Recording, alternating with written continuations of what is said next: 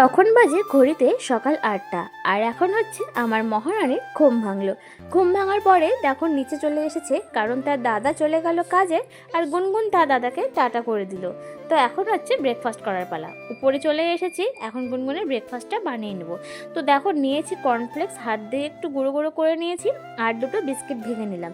গুনগুন এখন খাবে দুধ কর্নফ্লেক্স, আর গুনগুন কিন্তু দুধ কর্নফ্লেক্সটা খেতে বেশ ভালোবাসে। তো দেখো গুনগুনের ব্রেকফাস্ট কিন্তু রেডি হয়ে গেছে, আর গুনগুন এখন এখানে বসে বসে তার খাবার খাবে। তো মেয়েকে খাওয়ানো কমপ্লিট করে চলে আসলাম রান্নাঘরে। এখন আমি বানিয়ে নিচ্ছি দুধ চা। আর দেখো এর মধ্যে দিয়ে দিলাম দুটো এলাচ। তোমাদের কার কার এলাচ দেওয়া দুধ চা খেতে ভালো লাগে অবশ্যই কমেন্ট করে জানিও। আমার তো দুধ চা ভীষণ প্রিয়, সে এলাচ দেওয়াই হোক বা এলাচ ছাড়াই হোক। তো দুধ চা খাওয়ার পর এখন রান্না বান্নার পালা। তো দেখো আজকে রান্না করছি এখানে লাউ ডাঁটার চচ্চড়ি, তাও আবার করেছি আজকে বড়ি দিয়ে।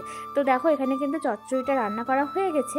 আর এখন আমি মাছগুলোকে ভাজা করব, আর মাছের একটু মাখা মাখা তরকারি করব, কিন্তু আলু ছাড়া মশলা দিয়ে একটু কষা কষা করে রান্না করব। কারণ আলু দিয়ে করলে না গুনগুনের পাপা আবার খেতে অতটা পছন্দ করে না, খায়, তবে আলু ছাড়াটা করলে ও বেশ ভালোবাসে।